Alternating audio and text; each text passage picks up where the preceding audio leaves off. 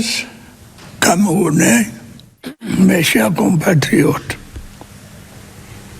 il y a quelques années, j'avais indiqué que le septennat en cours devait être décisif, dans la mesure où il permettrait à notre pays de poursuivre résolument sa marche vers l'émergence.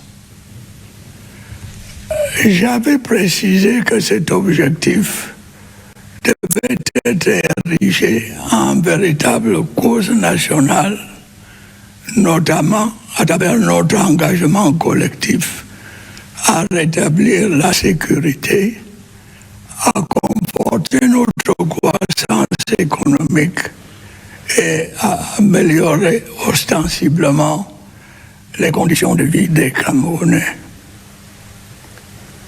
Un regard rétrospectif sur les années qui se sont écoulées depuis lors permet de constater que des avancées considérables ont été accomplies dans chacun de ces domaines. La sécurité, condition essentielle du progrès économique et social, a été et reste au centre de nos priorités.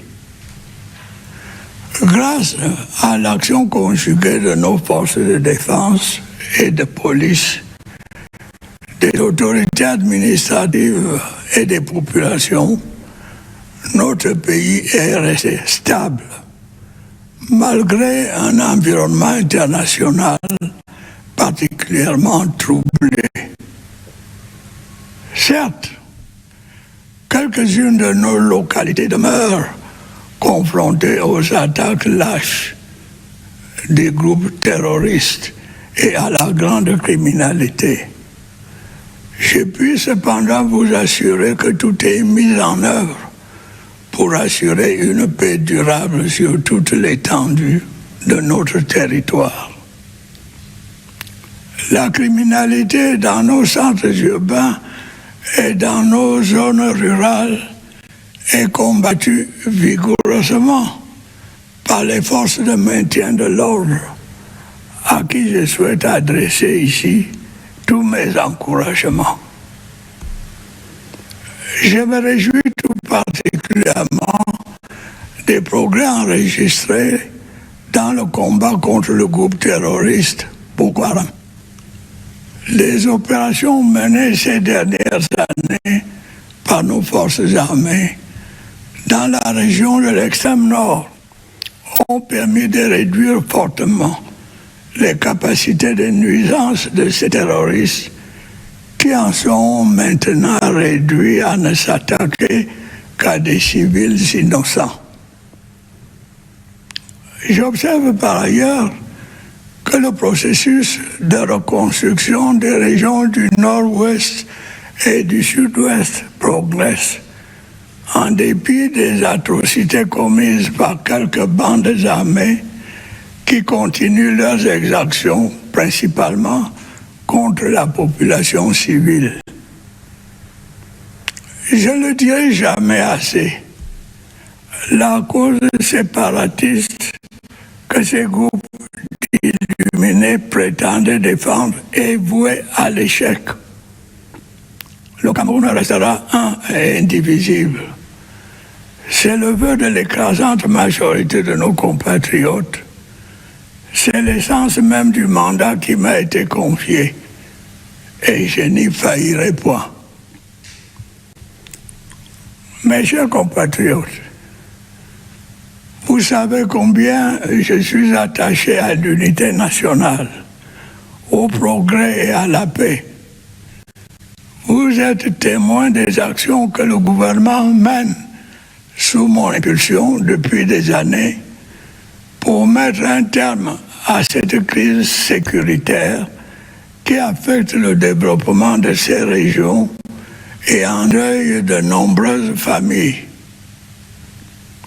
C'est l'occasion pour moi de rappeler aux membres de ces bandes armées que la nation leur tend toujours la main. Et je les invite une fois de plus à saisir l'offre de paix qui leur a été faite et à déposer les armes. Des centaines de leurs camarades ont déjà rejoint les centres de désarmement, de démobilisation et de réinsertion et ont été formés à différents métiers afin de faciliter leur insertion sociale. Le sort de ceux qui persistent dans la criminalité est peu enviable. Ils continueront d'être traqués sans relâche et répondront inéluctablement de leur forfait. Mes chers compatriotes, la consolidation de la croissance économique de notre pays est désormais une réalité. Le Cameroun est régulièrement apprécié par les instances financières compétentes pour sa résilience, malgré un contexte international particulièrement difficile. En effet, nous n'avons pas été épargnés ces dernières années par une série de chocs exogènes. La guerre en Europe de l'Est, les conflits au Proche-Orient, la morosité du marché des capitaux et des matières premières, les perturbations climatiques, les tensions inflationnistes et les fluctuations des cours du pétrole ont ralenti nos perspectives de croissance. Mais, en dépit de cet environnement difficile, l'économie camerounaise a enregistré un regain d'activité, avec un taux de croissance estimé à 3,8% en 2024 et projeté à 4,1% en 2025. Les mesures prises pour limiter les comportements spéculatifs et accroître l'offre des produits de première nécessité ont contribué à réduire l'inflation de 7,4% en 2023 à 5% cette année. La maîtrise de l'inflation devrait se poursuivre en 2025 pour se situer à 4%. Dans l'optique de réduire le déficit de notre balance commerciale et de garantir notre souveraineté alimentaire, le plan intégré d'import-substitution agropastorale et halieutique que j'ai annoncé l'année dernière commence à produire des résultats visibles. Au cours de cette année, 452 tonnes de semences et 12 800 tonnes de farine ont été produites. Par ailleurs, notre répertoire de produits exportés s'étend désormais aux produits industriels, notamment à l'aluminium. Cette dynamique devrait connaître une accélération en 2025 à la faveur de la réforme de la Société nationale des investissements qui fait de cet organisme un véritable levier stratégique de promotion des investissements productifs au Cameroun. Le gouvernement a par ailleurs poursuivi les efforts de redressement et de transformation structurelle de notre économie à travers l'opérationnalisation progressive des zones économiques. Plusieurs initiatives ont été engagées dans ce sens, à l'instar de la zone industrielle intégrée du port autonome de Kribi. Celle-ci est dédiée à la transformation des matières premières telles que le cacao, le café et les verres. S'agissant du cas spécifique du cacao, la politique de promotion de l'excellence qualitative mise en œuvre ces dernières années a abouti à des niveaux de prix exceptionnels au profit des producteurs. De même, deux sources économiques spécialisées dans la transformation du bois sont en cours de démarrage à Edea et à Berthois. Il en est également du technopôle agro-industriel de Ouassab à Bouté, par un Cotin, qui sera consacré à la production et à la transformation des céréales, des tubercules, du lait et de ses dérivés.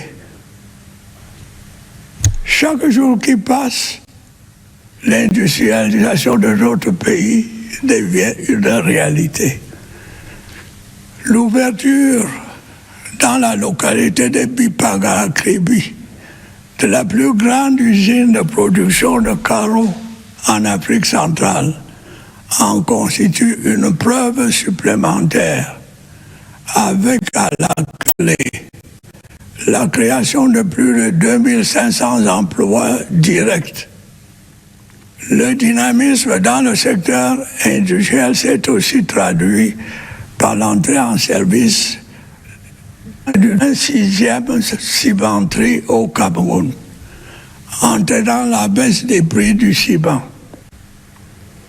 Il est incontestable que l'essor de ce secteur constitue la clé de voûte de l'émergence économique à laquelle notre pays aspire légitimement. Les perspectives de développement du riche potentiel dont nous disposons dans le secteur minier sont elles aussi porteuses d'espoir. Le démarrage de l'exploitation des gisements de fer de Kribi-Lobé, Bipindi, Grand Zambi et Mbalam Nabeba est imminent.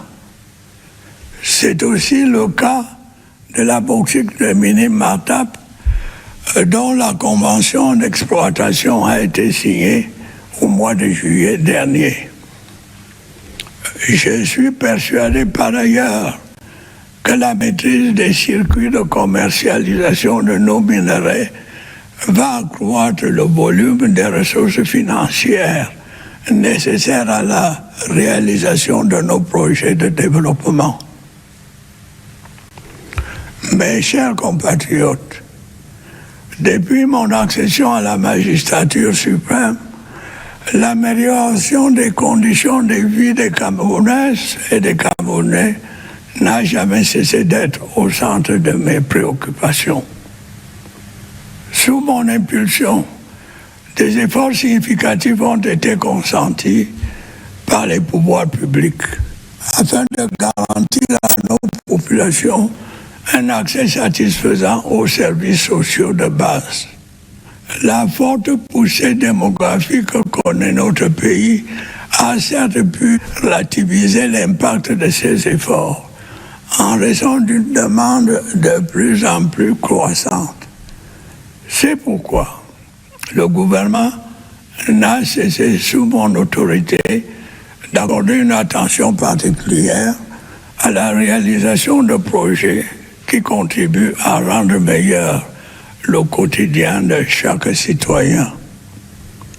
Tel est notamment le cas de la fourniture en énergie électrique, dont l'importance pour le développement des activités économiques et la vie des ménages n'est plus à démontrer. L'offre en la matière a connu une amélioration substantielle grâce à l'achèvement cette année des travaux de construction de l'usine de pied du barrage de Lompangar et à la mise en service du barrage de Naktigal. Le volume des investissements dans ce secteur stratégique est appelé à s'accroître à la faveur de la maturation de plusieurs projets hydroélectriques et photovoltaïques.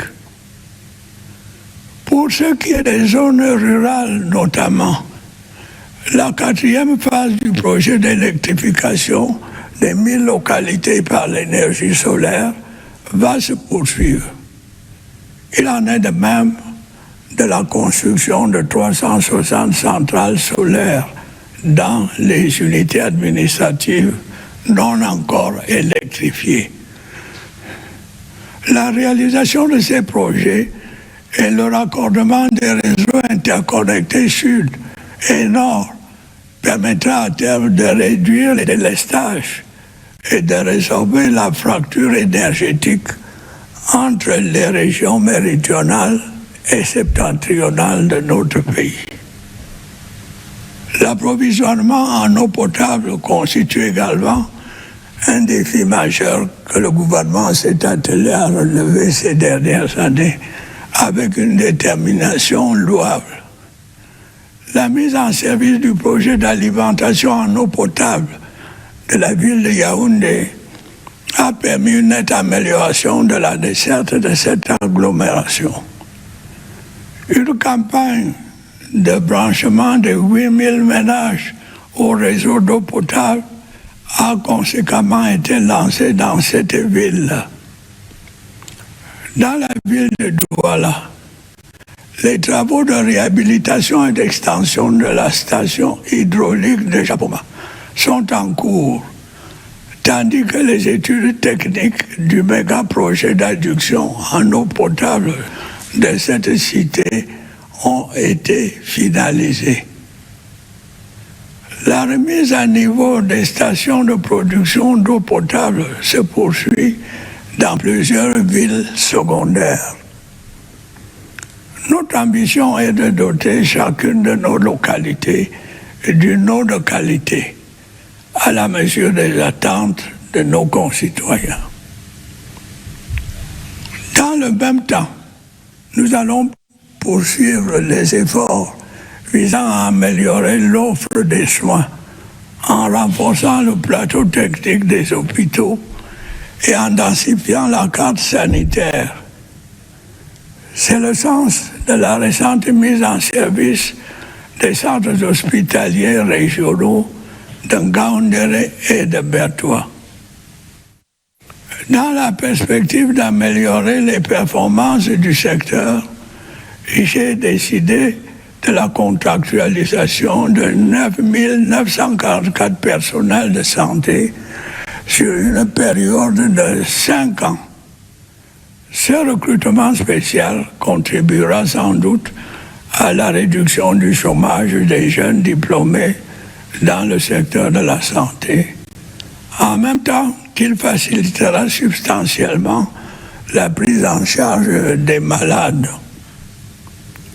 Sur un tout autre plan, le dialogue entre le gouvernement et les organisations syndicales se poursuit dans le sens de la prise en compte des aspirations et des préoccupations des enseignants. Mes chers compatriotes, permettez-moi de dire un mot sur le réseau routier.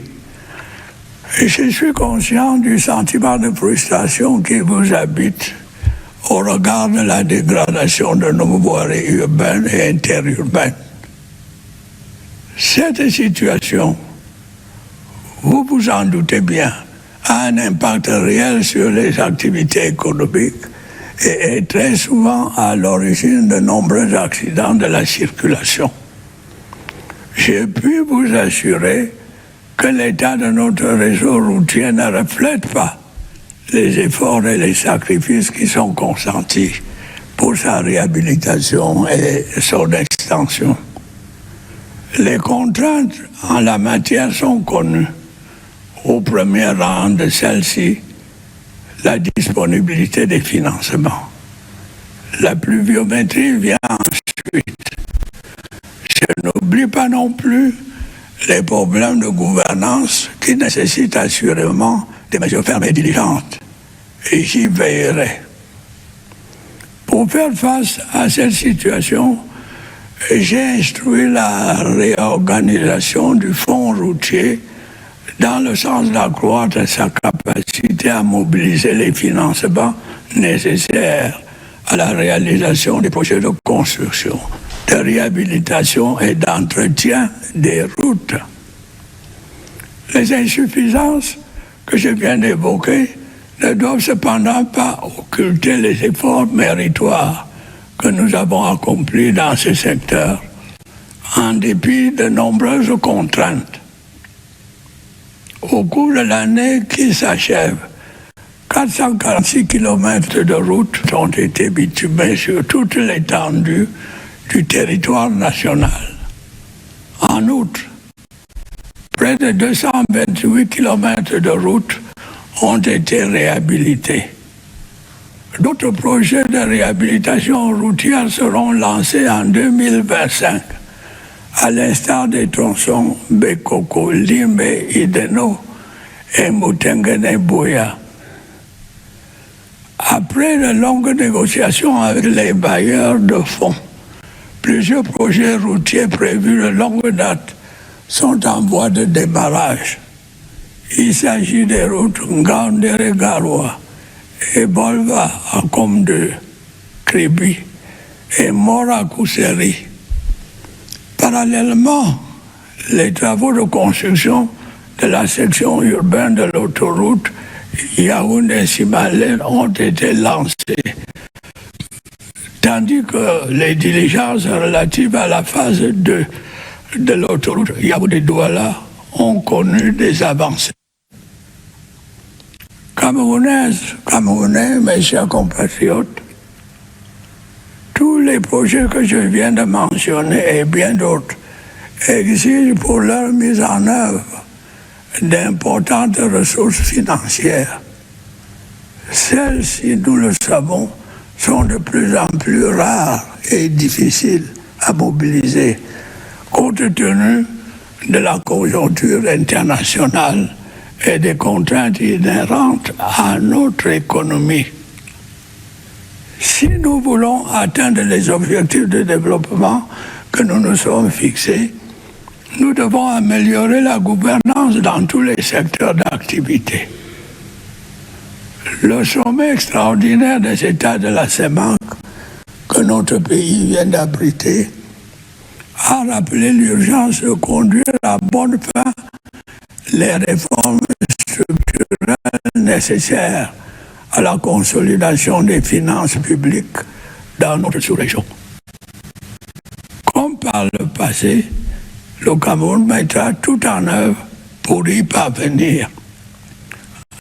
Améliorer la gouvernance, c'est aussi amplifier la lutte contre la corruption et les détournements des deniers publics. C'est garantir une sécurité juridique aux investissements privés. C'est assurer la protection de la propriété foncière où certaines dérives ont été constatées. Soyez assurés d'une chose, des sanctions appropriées seront infligées aux auteurs des infractions qui seront établies. Camerounaises, Camerounais, plusieurs de nos compatriotes ont perdu la vie cette année à la suite d'accidents dont certains étaient pourtant évitables. Il en est ici des accidents de la route comme de l'effondrement de constructions bâties en violation des règles en vigueur. Les mesures prises par les pouvoirs publics pour réduire les risques en la matière vont se poursuivre et s'intensifier. Nous avons également déploré de nombreuses victimes du fait des catastrophes naturelles. Le drame de la falaise de Tchang et les inondations survenues dans la région de l'extrême nord témoignent des conséquences auxquelles nous exposent de plus en plus les changements climatiques. Bien que ces inondations soient pour la plupart difficilement prévisibles, il est impératif d'intensifier nos efforts pour prévenir ou réduire les dégâts qu'elles causent.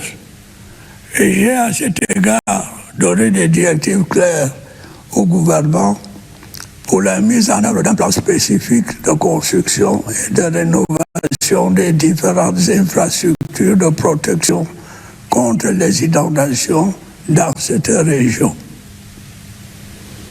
Mes chers compatriotes, l'année 2025 ouvre la voie à une nouvelle saison d'échéances politiques. Le calendrier électoral prévoit l'organisation de l'élection présidentielle et des élections régionales, comme par le passé. Ce sera un grand moment de la vie nationale. Saisissons cette opportunité pour consolider notre démocratie. J'en appelle à la maturité et à la responsabilité de tous les acteurs.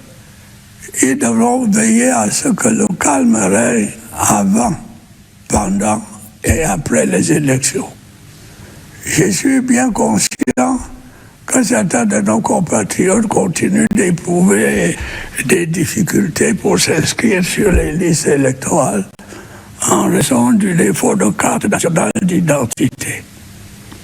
Nombre d'entre eux se trouvent également de leur propre fait en situation de double identité. J'ai ordonné les mesures nécessaires pour faire face à cette situation qui devrait être rapidement réglée. Camerounaises, Camerounais, l'année 2025 qui commence s'annonce pleine de défis. C'est tout un seul instant qu'en restant le peuple uni et soudé que nous avons toujours été, nous ne soyons en mesure de les relever. Oui, mes chers compatriotes, nous saurons ensemble, comme par le passé, transformer ces défis en opportunités. Et nous continuerons ensemble notre marche déterminée vers le progrès dans la sécurité et la paix. Je suis particulièrement sensible au soutien massif que vous n'avez cessé de m'apporter toutes ces années. C'est la raison pour laquelle je n'ai jamais ménagé aucun effort pour répondre à vos aspirations. Votre confiance m'honore et me sert de boussole dans l'action que je mène à la tête de notre cher et beau pays. Je puis vous assurer que ma détermination à vous servir demeure intacte et se renforce au quotidien face à l'ampleur des défis auxquels nous sommes confrontés. Camerounaises, Camerounais, mes chers compatriotes, le moment est maintenant venu de vous souhaiter à toutes et à tous une bonne et heureuse année 2025. Vive la République, vive le Cameroun.